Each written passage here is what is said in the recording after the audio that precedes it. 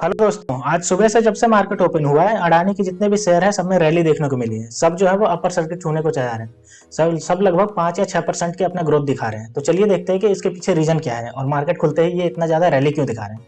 तो अगर हम बात करें इनकी रैली की, तो इनकी रैली के पीछे दो कारण निकल के आ रहा है। पहला कारण ये है कि ये जो अडानी इंटरप्राइजेज है वो ग्लोबल इन्वेस्टर से पैसे उठाने के फिराक में है, और जो $3 बिलियन तक की उठा सकती है। ठीक है, साथ ही ये इंडियन बैंक के साथ भी टॉकिंग में है, जहां से ये फंड रेज करने वाले हैं। तो इसके वजह से भी ये जो है वो 5-6% का इसमें रैली देखने को मिल रहा है आज के समय में।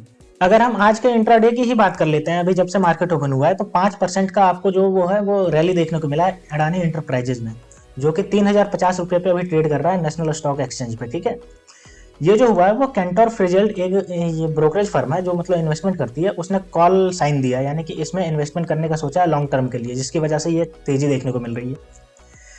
इंटरनेशनल ब्रोकरेज फर्म की तरफ से अगर बात करें, तो अभी जो इंडिया है वो अडानी इंटरप्राइज को इग्नोर नहीं कर सकता। उसका स्टेटमेंट है कि अडानी को इंडिया चाहिए और इंडिया को अडानी चाहिए, और बात भी सही है। इतनी बड़ी अडानी ग्रुप हो गई है कि ना तो अडानी इंडिया को इग्नोर कर सकता है, ना ही अडानी को इंडिया इग्नोर कर सकता है। ठीक है, वो कह रहे हैं कि अडानी इंटरप्राइजेज लिमिटेड जो है वो इसमें लॉन्ग टर्म इन्वेस्टमेंट के लिए अभी अपॉर्चुनिटी की तरह है। इसमें जितना बड़ा रिस्क है उतना ही बड़ा आपको रिवॉर्ड मिलेगा। वो जो टारगेट प्राइस सेट किए हुए हैं अडानी इंटरप्राइजेज का, वो 4368 रुपये के आसपास सेट किए हुए हैं कि इतना के इसका टारगेट प्राइस हो सकता है जब हम बेचेंगे इसको। ठीक है, अडानी जो है वो अपना लिक्विडिटी को रिड्यूस करना चाह रही है, जिसके कारण इसके जो कंपनी का वोलेटिलिटी है वो कम हो। साथ ही अपने ये मैनेजमेंट को बहुत अच्छा सुधार दिए और ट्रांसपेरेंसी को बढ़ाई है। ठीक है, अगर हम पिछले साल की हिंडनबर्ग रिपोर्ट के बाद अडानी का जो शेयर प्राइस गिरा था उसकी बात करें, तो वो इतना गिरा था कि लगभग उसे कवर करना मुश्किल हो गया था। लेकिन अब जा करके वो लगभग उसके कवर होने के फिराक में है, यानी कि लगभग ये उसी के आसपास पहुंच गया और धीरे ही ये क्रॉस कर जाएगा। यानी हिंडनबर्ग की रिपोर्ट के बाद जितना शेयर प्राइस डाउन हुआ था उसी के आसपास ये पहुंच गया है, और ये आगे निकलने का चांसेस है, क्योंकि रिकवरी जो है वो बहुत तेजी से हो रही है।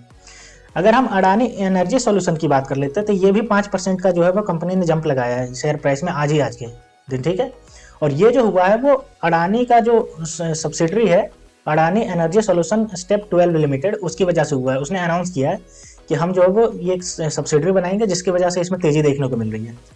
अडानी पावर की अगर हम बात करें, तो इसमें भी 3% का जंप देखने को मिला है, और वो जो देखने को मिला है वो अडानी कॉनकैस्ट की वजह से देखने को मिला। मतलब अडानी कॉनकैस्ट जो था वो 50-50 ज्वाइंट वेंचर था अडानी ग्रुप का और एज कॉनकैस्ट का, लेकिन अडानी ग्रुप ने अब उसमें 100% का शेयर ले लिया, यानी कि अब ये जो टोटल हो गई वो अडानी की कंपनी हो गई, जिसकी वजह से इसका जो प्राइस है वो 3% का जंप देखने को मिला है।